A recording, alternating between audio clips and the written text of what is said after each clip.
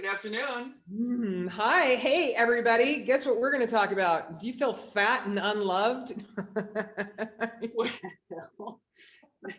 it is post 420. You never know. It is okay. Yeah, let's talk about 420. So, is everybody? Well, but hold on. I am Elisabeth. I'm the clinician. Great. Let's start. Let's introduce yourself. My name is Robin Swan. I am the alchemist, and I turned my phone off. And together we are the Clinical Alchemy. We are, although I am not able to use electronics, just herbal remedies. Please silence your electronic device. I silenced it, but then I forget that you have to also silence your favorites, right? You know, like challenging. Life is challenging. So 420 was yesterday. Today's 421. Yes. Yesterday was Hitler's birthday. That's what everybody, always remembers. And do you know why it's called 420, Elisabeth? Yes, I do. This goes back to 1971. Oh my God, listen, she's even got the date. Okay, why? Okay, well, there was a group of high school students in Marin County. They called themselves the Waldos because they met at a certain wall, and they gathered at 420 every day to share stories and a joint. And so they coined their term and what they were doing, 420. And then that translated over to somebody in the Grateful Dead, a drummer or something. And then he took that into the band. And then that's how 420 got to be in the counterculture and has gone since by 420 ever since. Wow. And that is an awesome urban legend. So I have a 420 story, and why I think it's called 420 is that it's the cop code. When they're calling, they say, 420 in progress would mean that like there's a drug bust happening. So which one do you believe? Well, it started with the 1971 one, and then it transferred over into several different things. And the cop code of 420 is pretty universal. So it absolutely did happen. There is cause. So which happened? Is it the chicken egg thing, Elisabeth? Like which happened first, the Waldos or the cops? Like the Waldos. Oh, for sure. So these like Escher stoner skaters changed the world. That's what you're saying, right? Yes, they did. It was in High Times or something yesterday. I mean, yeah, just Google it. I just have to drop this in since you said the word High Times. So all of the flower that we process at Firebird, all of our medicinals are grown by a grower whose grow is called Trinity Roots. And he's a third generational grower. His grandfather, his father, and him grew. All of our strains are proprietary to us. He's genoed them all, like he's created all the strains that we use. And High Times is focusing on him as a premier micro grower next month. His name is Zach, and you're going to get to see all about him. And we're mentioned in High Times as well. So it's a super good, awesome, beautiful moment for somebody who's been growing plants for 3 generations. His grandfather, who's still alive, is so excited because his grandfather and father, of course, were always afraid of the law. They were guerrilla growing in the Trinity Mountain ranges since the early 60s and having to outrun the cops and stuff. And now his grandson has this beautiful legal grow in Shasta County. So wonderful. I think that it's a really beautiful progression on how we have changed with cannabis. Like I think it leads right into where we're going. There's so much beauty that comes. Oh, Elisabeth. Well, I got one more point on that though. I look forward to them being designated one day with a certain appellation because, going even more on the progression, we've gone from the Waldos to 420 to raids to legal grows and cultivation and extraction and this whole beautiful industry, right? Now we're going to have in California appellations like they do wine, where people can grow cannabis differently in different zones and have it like that. So I look forward to seeing how he might rank on that. Oh, I think he's going to rank at the very top of the heap because he's phenomenal. And the pheno strains that we use are, anybody who uses our products knows. And yesterday I had 3 different people from 3 different parts of the country reach out to me and just say how pleased they were and how exceptional our products were and clean. So that, that's an awesome kudos to my company for surviving everything from being illegal to being legal and to still being able to maintain a level of authenticity is super cool. Yeah. Super cool. So today we did a poll and y'all said, let's talk about being fat. Now, somebody like myself who has been through a lot of body dysmorphia and, self-hatred for, oh my God, I'm so fat. It's amazing to me how in Western culture, we judge ourselves by the size of our ass. Straight up. If you have a big butt, you are obviously a bad person. If you are a size 4 or 5, you are obviously a perfect person.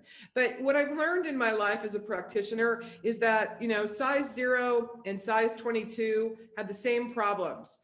All of us are unhappy in our earth suit. All of us are judgmental on how we appear in the world, and none of us really understand our metabolic set point, what our DNA has to do with it, what we're putting in our mouth, how our endocrine system works. And that is why my beautiful clinician friend, Miss Emac, is going to explain to us that if you're fat, it might not be your fault, or it might be. But cannabis will definitely help you adjust everything. Right? Including the Goldilocks zone and our set points. Yeah. Yeah. Well, our endocannabinoid system can be off with respect to weight and cardiovascular metabolic syndrome issues, obesity. All of it is related to the endocannabinoid system. So if this seesaw balance is off in any way, shape, or form, we have issues. And how does cannabis work with cortisol? Because, cortisol is something that can really, if your cortisol is high, you are going to be a lot heavier than if it's not. And cortisol is produced from stress. Mm-hmm. Yeah, when we're stressed out, which we all are. I mean, think about like Ren and Stimpy. Sometimes I describe myself as that rat that's it's overscheduled so much that I just don't know how to relax anymore. It's ridiculous. But when we're driving ourselves like that, we are creating stress hormones, and stress hormones do all kinds of things to create a downstream effect of dysfunction in our body and leading to inflammation. And inflammation, of course, is the root cause of everything bad that goes on in the body. If we're inflamed, we get sick. And we get fat too, because what happens, our fat cells literally expand and get bigger. So when you lose weight, in case you don't know this, people who are listening, you're not really losing much of anything. You're shrinking your cells. You're literally shrinking your fat cells. That's what's happening. So Elisabeth, how does cannabis, let's talk about, first of all, let's explain to people how we come out of balance in our body, because if you're overweight or underweight, you're just literally out of balance. It's just a matter of there's nothing wrong with you. You haven't done anything wrong. You might have a really awful diet and need to tweak your choices and what you put in your mouth. But if you work with your endocannabinoid system, your choices are going to naturally change. Yes, and coupling that with diet and exercise and lifestyle measures to change, it's a 1-2 punch, right? And I always talk about this every week and with every client. We can talk about cannabinoids giving you a shortcut. So it's going to help you get to health faster and easier and more effectively and more completely head to toe, rather than just one thing or a certain receptor type like pharmaceuticals. But modulating this endocannabinoid system brings everything back into balance. And when we're stressed, when we're not paying attention to life, when we're the opposite of mindful, right? When we're aware, when we're mindful, you could have a better gauge of what we're bringing into our life and how it responds with us. When you eat those, all of the cupcakes, it might feel good for that moment. But after that second one, don't you ever just say, I don't need any more? It's like the little ones, and so Second that's one, your how about after the 6th or 7th one? I mean, come on, be realistic.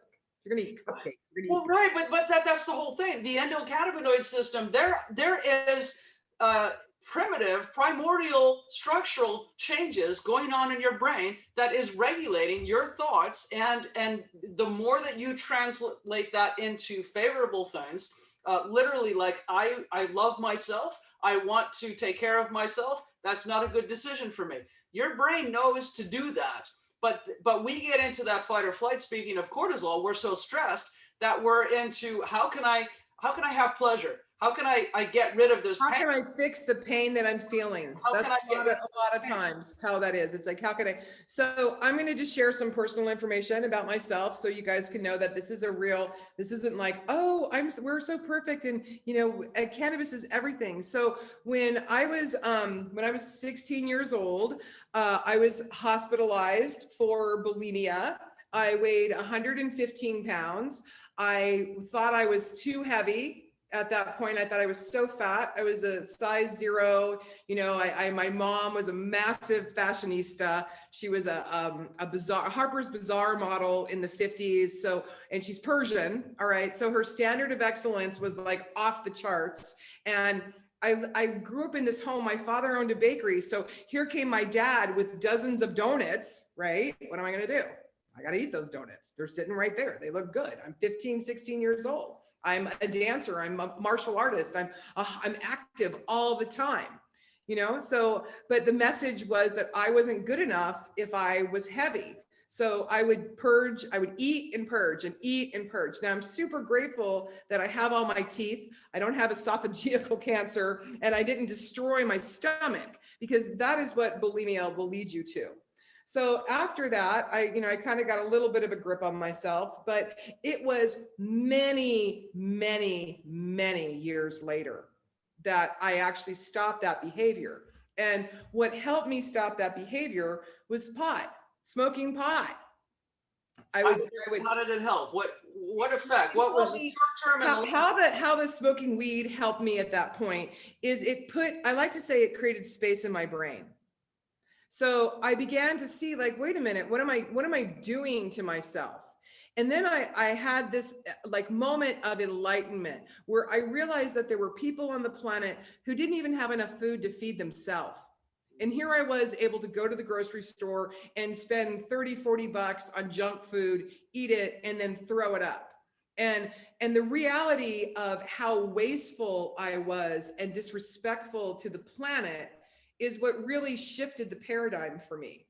Now, it didn't go away, you know, but by smoking weed and using cannabis in that way, long before anybody knew it was medicinal, I found a way to love myself and accept myself, and maybe not listen to the mirror reflection that I was getting from my mother, but realized that my genetic makeup was a little bit different. And then coupled with my education and understanding a metabolical set point, my bone structure, realizing that 115 pounds was completely inappropriate for my weight, you know, that it helped me stop it. So what I did is I went 100 degrees to the other way when I got pregnant, because I was like, oh, license to eat, you know, my first baby. I was like, give me a cake. It doesn't matter what I weigh. So I literally gained 120 pounds with my first pregnancy, which is insane. Please do not do that. Anybody who is getting pregnant, please understand, you don't need to gain more than 20 pounds. That's all you really need. And having a baby is a marathon. You're training for a marathon. Okay. So now here I am, fat, like 300 pounds. Okay. And I'm like, what do I do with myself? How did I get this way? I didn't realize I was so heavy until I moved back to California and I saw everybody who was not as heavy as me. And this is when I started processing cannabis. This is when I started making oil and really learning the difference of what a concentrate as opposed to smoking flower really did. And through the course of just, you know, realizing that I was in a dangerous place because we were living in rural Montana. My 2-year-old daughter had run off from us and I could hear a cougar in the background somewhere in the woods screaming. And I took off running to go get my kid. But moving 300 pounds is, you don't move very fast. No. So it was a super big, like, aha moment. Like, my daughter could die because I'm too fat to catch up with her. And having been someone who was, you know, super thin, really athletic, it was just like mind blowing to me. So fast forwarding to using making the concentrates and stuff, I just started to take them. Like, I'm making them. So I'm going to, like, you know, of course, microdose myself. What is this like? What is it? I'm learning about the product. Over the course of 2 years, I lost 120 pounds. I lost all of that weight. Nice. And I didn't diet. I didn't exercise. Of course, I made better choices in the things that I was eating. All right. but I 100% contributed to that weight loss, which was literally like fat falling off my body from the cannabis, the concentrate, the oil, the FETCO. Well, there's a lot to unpack with what you've been saying for a while, and congratulations on rectifying the situation and bringing yourself back to balance and understanding the plant. Going back to even 15, 16 years old when you discovered cannabis and you were smoking it and it made you feel better. And that helped to disengage the monkey mind. And the monkey mind is what we have going on at all times. And it's our conditioning. It's what your mother's been telling you. It's what your daddy's been telling you. And what if there's a conflict like with you, where your mom is, in amazing shape and your dad's bringing you donuts and you don't have the same metabolic structure that she does. And he's like, what do you mean you don't want to eat the donuts? Don't you love me? Like, wow. Right? Like, imagine that. Like, you as the kid, you can't. And so now you're like, I'm trying to make the right choices, and and so that little bit of cannabis is disengaging some of the amygdala and some of the anxiety, and then some of the memory issues where some of that dialogue was unhelpful, helping you to erase that with like PTSD, helping you to forget that. And now it's a new day. I get to make a new decision and be whole in how I want to be today. And, if you just take that from the mental health side, that's step one. But then part two, fast forward to later in life after the birth of your daughter, and then finding concentrates. And when we say concentrate, we're talking about cannabis oils in syringes and tinctures and that sort of thing, as opposed to the wax dabs, shatters, sauce, butter, stuff out there. That's not right. concentrate. Exactly. Yeah. We're talking concentrated medicine, yeah. and it's very different. But on that point, what we're doing is helping the CB1, CB2 receptors to balance out. And CB1, actually, if you activate CB1 with THC exogenously from the plant, the phytocannabinoids, as opposed to anandamide, which is activating CB1, you can start to bring balance back to the metabolism that way. Because in what we're finding is in excessive eating and obesity, we have excessive anandamide. We have too much anandamide. And so the clinicians are now saying what you need to do is put more cannabis into the body to downregulate CB1. And then all of a sudden, there's not so much anandamide being made. And that's how you lose weight. Can you imagine that? Except for, what about the munchies, man? Like, what about people who are like, oh, dude, I smoke a bunch of weed and then I just I hit the refrigerator. What is that? Like, how everything you're saying is contraindicated to that. So guess what? Oh, she's gonna slide. Yay. My first slide of the day. Awesome. All right. So yeah, this in our slide deck today on metabolism in cannabis. Look at this. This is some data showing that, CBD, THC, all of the cannabinoids, but I was speaking specifically about CBD here, can reduce the risk of metabolic issues.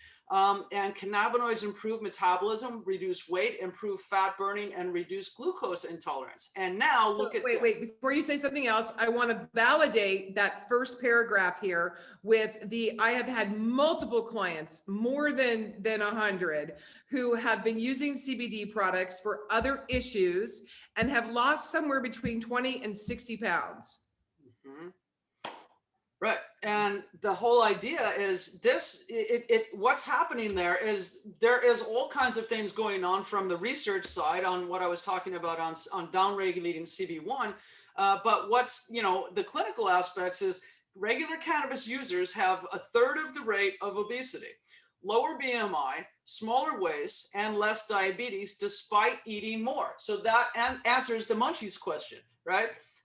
So THC stimulates ghrelin, and ghrelin is a hormone that increases both appetite and metabolism. So again, it's the ECS balancing. When we have ghrelin in our body, we're increasing our appetite, but it's also revving up your metabolism and working somewhat with cortisol and et cetera.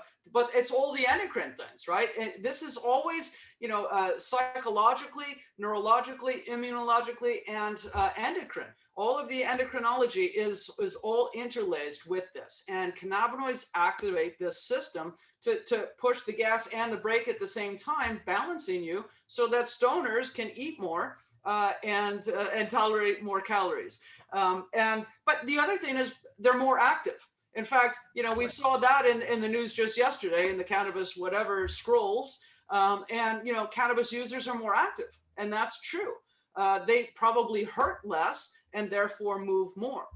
Right. And one of the things I've really seen with people as far as the weight loss and cannabis that going together, just a subtle thing that happens is that when you hit that point where you have the munchies, you just organically want to go for a better choice. Like your body's going to you towards the apple more than it would drive you towards the cookies, because your endocrine system is actually firing and you're listening to yourself and your body's like, I'm really hungry, but I really don't want to eat, Chips Ahoy. I really want, what else can I find around here that's going to feed my sweet tooth, but feed my body as well?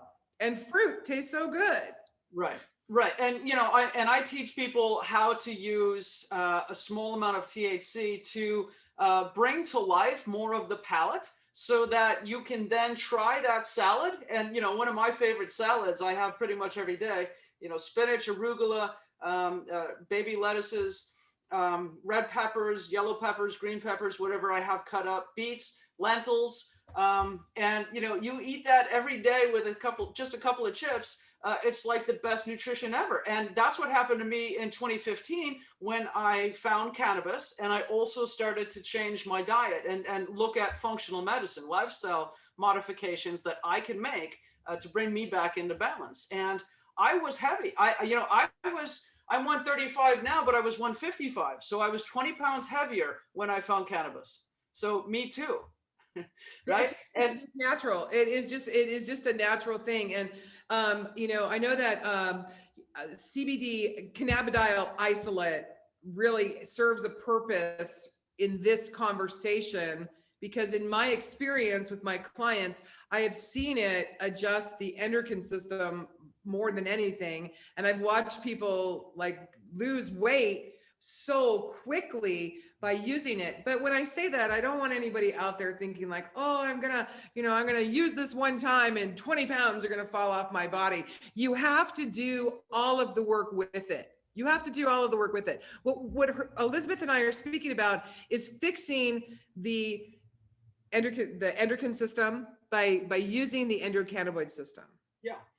And this final bullet point here, helping diabetes, but also obesity, by helping the body convert white fat, the fat growing, into weight reducing brown fat, the different kind of fat that can catalyze and create metabolism, promoting normal insulin production and sugar metabolism. So in my course, I have all of the references for all of this, but most of this is Israeli research. Some of it was, and a lot of the sources, projectcbd.org. So everybody out there that wants to go read some good stuff, you could just go to projectcbd.org, type in metabolism, and find a lot of the sources that I've derived this program from. But ideally, there is new research coming out in this all the time, and we will find ways to use these different cannabinoids, but CBD improves insulin sensitivity. So, and what that means is, imagine little glucose molecules traveling around your bloodstream, right? And if you need insulin to let it like basically open the door to go into the cells. And if you're not making insulin through your pancreas because that's diseased, then you have to take insulin exogenously. So we've got, a lot of people, I mean, think about it, there's insulin crises because insulin has skyrocketed in rates. Now people are going down to Mexico to buy insulin. And type 1 diabetes, the people that are born with a mutation that develop this is one thing, but when we can willfully do something about it to start to bring that down, we need to pay attention to that. But CBD together with lifestyle medicine and really choosing to eat vegetables and fruits and to take some ownership of this really helps you feel better. And then you start getting motivation because it snowballs. Once you start losing weight and then you start feeling better and you're moving, you're happy, you're seeing success. It's like, woohoo, I can do this, right? And that's amazing. Yeah. So how do I get there? I mean, like, how do I really get there if I'm just really in a place where I just am full of self-hatred and self-deprivation and, I'm just, going for the cookies and the donuts and the sugar. Wow. I just think that people, y'all just don't understand how damaging sugar actually is for you. I know. It's really, really the white death. Okay, so self-love is everything. You got to start there. And there's lots of tools. I right now am doing the artist way and how to go in Oh, and that's have. such a great program. That's been around forever. The Artist Way is a wonderful. If you don't know what it is, Mhm. you can go to the website artistway.com, and it's a workbook that allows you to be creative, imaginative. There's drawing, there's writing, there's creating collages in there, right, as well. There's all kinds of wonderful ways to work with yourself. And cannabis is wonderful when you're using CBD with that, because again, it's opening your mind. It's allowing you to find another aspect of yourself. Mhm. Yeah. She stopped talking. Yeah. Sometimes I just go, to a different spot, and I'm like, I sort of derailed a little bit thinking about diet, but it's, what do you, what, Okay, you can cook with let's talk about infusing. Let's talk about cooking with infused products, okay? So ways that you can help yourself with cannabidiol is if you can make your own stuff. Like I always tell my clients, especially those who are living with life-threatening illnesses, if you can say it and cook it, you can eat it. So if you have a sweet tooth, there's a whole bunch of ways to get around sugar. There's monk fruit sugar, there's stevia, there's using, and then you mix that with your canna butter, and you're gonna want less because you're so much more satiated than if it's not in there, because you also know you cannot you cannot have 15 THC cookies. You cannot. yeah. So there was a question in the chat. Hold on, let me How go to long does a this. small amount of THC in a CBD salve stay in your system? Okay, so if it's a salve and you're using it topically, it's not in your system. It's a topical, it's transdermal. So it's not going to cross the liver and it's not going to stay in your system at all. And it's going to just absorb into your skin and last for as 4 hours. long, yeah, 3 to 4 hours. Yeah, exactly. Hmm. Yeah. But if it does get into the system, like if you're taking CBD or THC through a tincture or through an oil, that's going to be, somewhere between 4 to 8 hours. Well, the potency of some of the high potency CBD and THC oils, that could be in your bloodstream for as far as perceptible effects for a day, right? Somebody who's just acclimating to oils takes a little too much. They take like a tenth of a milliliter, thinking that's a grain of rice, and maybe it's a little too much, and they could be high for a day and sleeping, right? Literally 24 hours. But when we think about onset and duration, it's usually like an hour onset, and duration should be about 8 hours. But when you increase that potency, you increase the duration. The time of it. And so what about CBD and blood sugar, or THC and blood sugar? About it, like, doesn't it lower the blood sugar, and that's where you get the munchies from? Is that the truth? Well, it can lower your blood sugar, yes. That's not necessarily the one that's getting the munchies going, though. Getting the munchies going really is ghrelin, but it can also, CBD and THC can actually just take the blood sugar down quite a bit. And so I'm always telling clients, make sure you're hydrated and fed when you have these oils, because and even with inhalation, it'll get a little bit more rapid as well. So you smoke a joint, and you could feel your blood sugar drop. Sometimes I do get a little shaky, and then also just taking oils can do that. So you really want to make sure it's not going to like harm you, but just stay on top of it. Right. And if your blood sugar, like, okay, this is what happens a lot to stoners: is you smoke, you do bowls, and then you pass out and you wake up and you start marauding the kitchen, right? So the way that you can avoid the marauding part is to drink some water, hydrate your system. It's amazing how water will balance out your body. Cannabis is very dehydrating. People forget that a lot of times. And let's talk about like weight and hydration, because they go together as well. If your system is really dehydrated, you're going to be puffy and swollen. Mm-hmm. Yes, you have to be well hydrated to have your endocrines work well, and endocrines, are everything. There's also a lot of research that talks about how cannabis and food really and hydration affect how it affects you. So if you are using inhalation and you want to like either up or decrease the amount of intoxication you feel, playing with your degrees of hydration. So being well hydrated, I think peaks it up a little bit. I think a lot of people don't really know what the endocrine system is and how it works in the body. I have a chart over here on the wall that you guys can't see. No, I think that we should definitely talk about, like, your endocrine system is what is creating your metabolic set point. And what organs, let me ask you a question there, my nurse friend. What organs are the endocrine system made of? Well, think about like all of the things that regulate your hormones. So these are different glands, but the pancreas. Hormones, like, let's break it down real easy. So hormones are a really big part of your endocrine system. And that means that all your lady parts or boy parts are all driven by your hormones. Yes. And then what else? Well, and your neurotransmitters, and they interface with those as well. Most of those are made in the gut.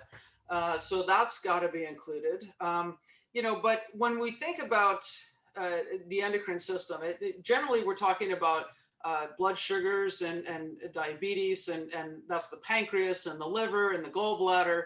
And all of that's processing how we create energy, because we take in food and hydration, and that's what provides the energy that we have to break down and to utilize as our fuel. In all ways, shapes, or forms. And people forget how much this takes, right? Like your brain uses a lot of nutrition, and you need healthy fats to really fuel that. So you want your and you need some carbohydrates, yeah. So these low fat, like, where America went really left is we went low fat, high carbohydrate. Yeah. And that is the worst combination, because you need, like she said, you need fat for your brain. You need to have a fat head if you really want to have energy. But the piece that I want to get to in the endocrine system is pancreas. Mm-hmm. And that's this, right? So, yes. When we're talking about, cannabinoids and blood sugar and obesity and diabetes, and they're all correlated. Everything is the same. And again, this came from projectcbd.org. But they did some research over in Israel, and they found that the recent cannabis users had a 16% lower fasting insulin levels, lower HDL cholesterol, and less insulin resistance. So again, when we are sick, when we have diabetes and high blood sugars, that circulating glucose in our system is making us sick in all kinds of ways. It's destroying tissues in the liver, the brain. We get neuropathy, peripheral neuropathy. People, when their hands and they lose their circulation, the nerves get fried because of high sugar levels. And so cannabis users had less of that. But look at this. Earlier life use without current cannabis use had less benefits. So it appears that we can use this for some period of time. Like people that smoke pot through high school and college, and then they stopped, they had some cannabis use, they had a little bit lower of this insulin resistance. But the people that were current or recent cannabis users had much better responsiveness. And then the people that never used cannabis had, greater levels of insulin resistance. So back to my super fat pregnancy story. Okay. So I ended up actually having a baby with all of that weight, and miraculously, and this was solely, I'm 100% convinced, because I was smoking weed through my entire pregnancy and using cannabidiol. I did not get gestational diabetes, which in itself was amazing, having gained so much weight. And then the kid that I threw doesn't have diabetes. The child that I birthed does not have diabetes. And I was like drinking, like a liter of Coke a day, Really? Yeah, no joke. Like, I mean, I was just out of control. Here I had been in this super, rigid diet exercise thing for my entire life. And then I got pregnant, and it was just like all bets were off. And I was just like a machine, an eating machine. Because I thought, well, I'm eating for two, which is a lie. You're not eating for two. And all of you who are pregnant and listening to this, understand that your baby eats your fat. Okay. So your child is literally feeding on you. So let it eat your fat. It's much healthier. But this is why I am convinced that I don't have diabetes now, and either does my daughter. Well, have you had any recent labs to make sure? Yes, darling, I Okay. am all good. Yeah. Yay. Mhm. I had mine last week and I am too. Um, okay, so one more point here. So excess insulin promotes the conversion of sugars into stored fat, leading to weight gain and obesity. So when we have excess insulin, it's when should be glucose, but when we're not converting our sugars into energy, it gets stored as fat, right? And so we need insulin to do that. And when we have insulin resistance, we're not making it, and then it's not being able to get into the cells. Like again, I go back to the example when you have a lot of insulin that is working, you can open the door to glucose to get in and to create energy in the cells. But when we don't have the insulin, when we're not making it or it's not circulating, then that's what leads to the stored fat and the weight gain and the obesity. So we want this to work. So in other words, when we're using, and in my opinion, it's not just smoking pot.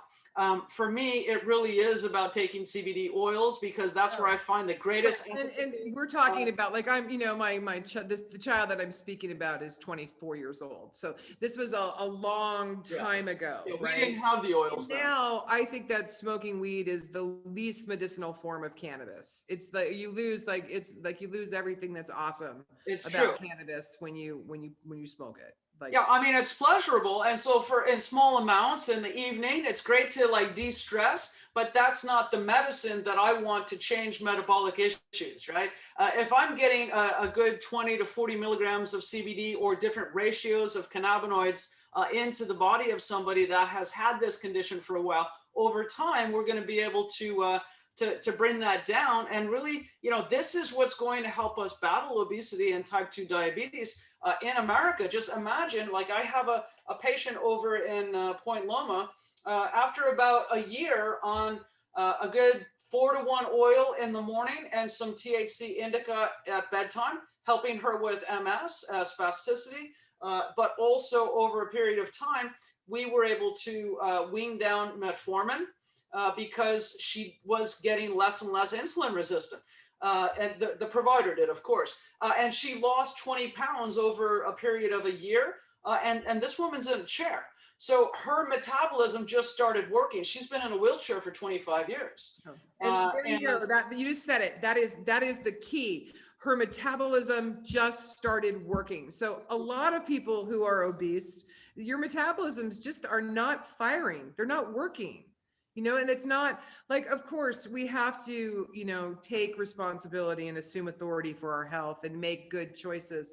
But, there are many people out there who are like, I've tried every diet, I exercise every day, and they're telling the truth, and I'm still blah, blah, blah. I'm still 50 pounds overweight. And then we put them on an isolate or, a good CBD full plant extract. And all of a sudden, their system starts to work and weight just falls off. mm-hmm.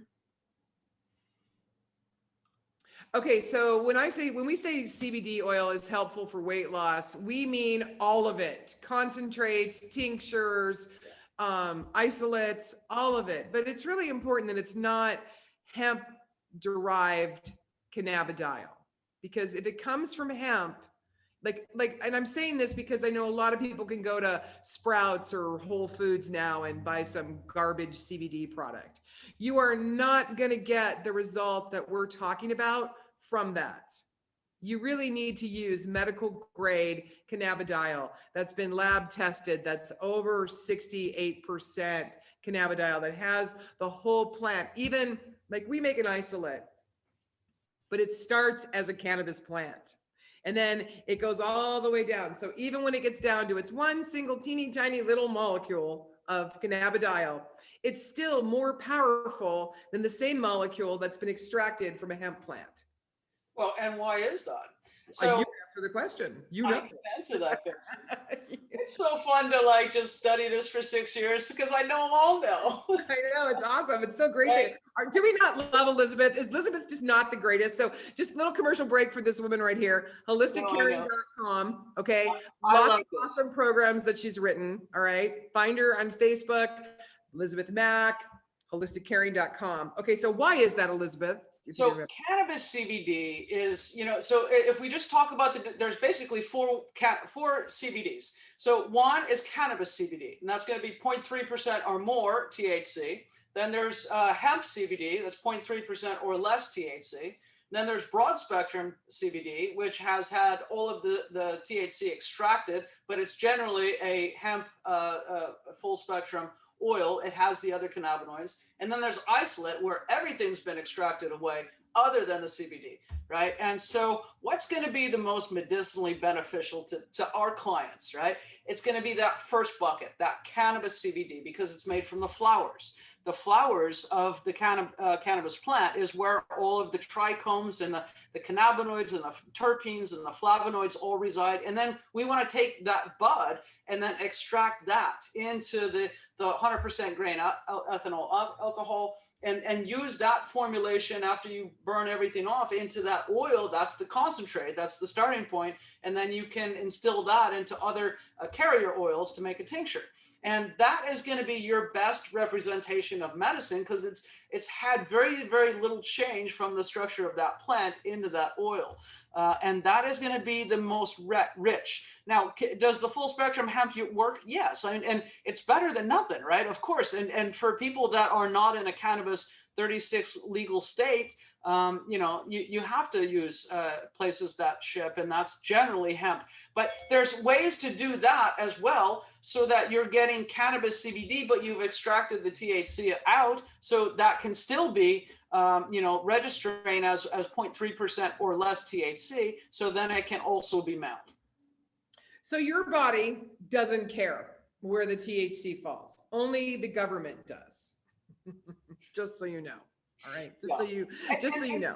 Yeah, and CBD is CBD. If we were to break down the molecular structure of CBD, let me articulate that, because a lot of people might have gotten confused. It's really who's in the posse with CBD. When we think about that, because that actual, like the hydrocarbons of CBD, that's always going to be that same molecule. But the posse that's running with CBD, that is called the entourage effect, and we want that to be as potent and pure as we can.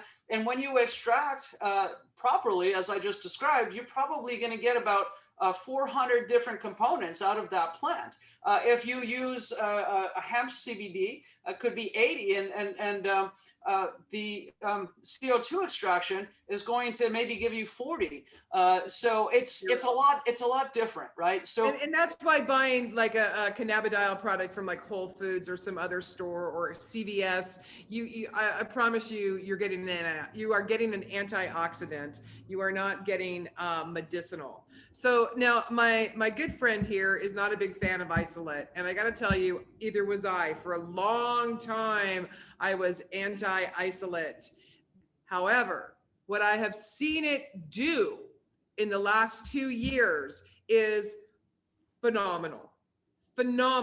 How so? So I don't want to discount it, because a lot of things are made with the isolate, and the isolate shows up a lot because of the whole government allowance of THC. So that is just a little whatever over there. Well, right, and isolate plays a part also. Think about all the federal employees and the cops and the firefighters and healthcare workers that are spot drug tested. Right. They can take an isolate CBD and nourish the ECS. It's just fine. And they won't have a dirty UDS. You won't have a dirty test. Okay. So we're just about to wrap this up. This went so incredibly fast. We want you guys to know that you can, we're on Spotify. We're all over the place now. This little podcast of ours has just been picked up by 15 or so different channels. So if you want to listen to us either on Spotify or on, I don't know what the Apple iTunes or whatever, just Google Clinical Alchemy podcast and you'll find us. You will find us. And as always, we really appreciate you. We are doing this because we want you to be fishermen. We want to give you knowledge and tools so you could go out and you can make your life a greater demonstration of joy and health, because that is what you are here to do. You are here to learn to grow up, assume authority, and be pleasurable. You are a pleasure center, okay? So the way that you get to pleasure is not through a donut. Although the donut might be good, I promise you. It is not how you get there, though. How you get there is through self-love, self-actualization, and self-acceptance. And cannabidiol will definitely help you on that journey, as will Elisabeth from holisticcaring.com and myself, Robin Swan, from Firebird Touch Therapy. Because we know that as each one of you heals yourself, you heal your entire circle. Remember, we are all interconnected. We are not individual things. We are one great big family of humanity. And as we take care of our own circle, then all of a sudden, all those people that are in your circle are going to notice that you're getting well, and then they're going to want to get well. And then before you know it, everybody's happy. You know what? Just like last week, I closed us out with all of my books that just happened to be on my desk. Oh, and what have you read today, Elisabeth? Well, I have something else that I just found, because as you were speaking, I was like, well, how relevant is this? We are each of us an angel with only one wing, and we can each fly only by embracing each other. I just happen to have that on my desk today. It's so cute. Okay. So those of you, this is so kitschy for Elisabeth. That is very sweet. This is not a kitschy woman. That is very sweet. Okay. I've been to her home. There's no Hallmark anywhere. Okay. That's very sweet, but it's very true. You know, we all have one wing and we need each other to get the other wing. We do. We need each other to. So we really hope that you guys got something from this, that you understand that, you know, as you feed your endocannabinoid system, you feed your entire body. Your endocrine system is really who you are. And balancing your hormonal body, your pituitary, all of that is going to help you have a better demonstration of health. So make the choice not to eat the pizza and beer. You know, make a choice for self-love. And if you love pizza and beer, maybe one piece, one glass, you know, not a pizza and a case. You know, just take baby steps with yourself. But more importantly, if y'all would do us this one favor, when you get off this podcast, just walk over to your closest mirror and say these words. I love myself. I accept myself. I am a divine creature created by the Creator for joy and pleasure. Keep telling yourself that.